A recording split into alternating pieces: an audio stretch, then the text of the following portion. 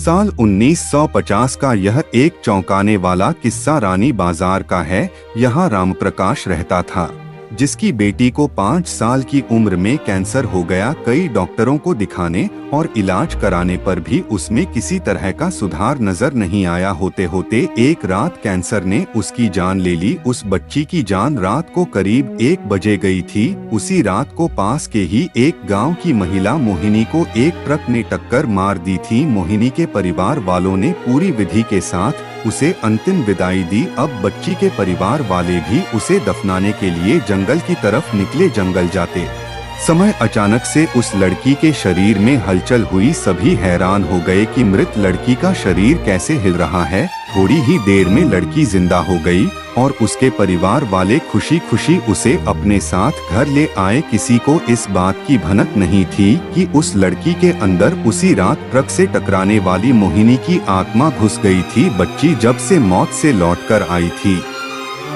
तब से ही उदास और चुपचाप एक कोने में बैठी रहती थी। एक दिन उसकी माँ ने उसे खुद अपने हाथों से खाना खिलाया और मामा के घर लेकर जाने की बात कही। खाना खिलाकर उसे अच्छे से तैयार करके वो उसे अपने मायके ले गई। रास्ते में वो बच्ची जैसे ही उस ट्रक के हादसे वाली जगह पहुंची तो उसने अपनी माँ को कहा कि मेरा गांव इधर है।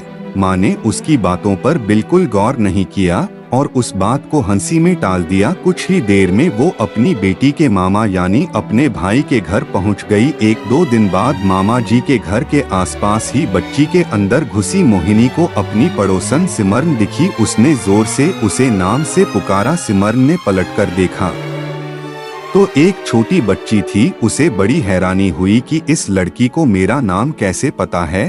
तभी मोहिनी ने अपने साथ बीती सारी बातें उसे बता दी। उसने कहा कि मेरे परिवार वालों ने मेरी मौत से ही पहले मुझे जला दिया था, इसलिए मेरी आत्मा भटक रही है। उसी दिन इस लड़की की भी मौत हो गई थी तो मैं इसके शरीर में घुस गई। सिमरन ने ये बात अपने गांव जाकर सबको बता दी। पूरे गांव वाले और उसके रिश्तेदार मोहिनी से मिलने के लिए उसी बच्ची के मामा के घर के पास पहुंच गए। उस लड़की के अंदर रह रही मोहिनी की आत्मा ने सबको एक एक करके पहचान लिया। कुछ देर बातें करने के बाद वो अपने परिवार वालों के साथ अपने घर चली गई। अब उस लड़की की माँ बच्ची को घर में न देखकर परेशान थी। जब उसे पता चला कि वो कुछ लोगों के साथ दूसरे गांव गई है तो वो उसे बुलाने के लिए चली गई अपने परिवार के साथ। खुश मोहिनी ने वापस आने से मना कर दिया। पास के ही लोगों ने उसे समझाया कि तुम्हें दोनों परिवार के साथ रहना चाहिए, इससे सभी को खुशी मिलेगी। तुम किसी एक परिवार को दुखी नहीं कर सकती हो।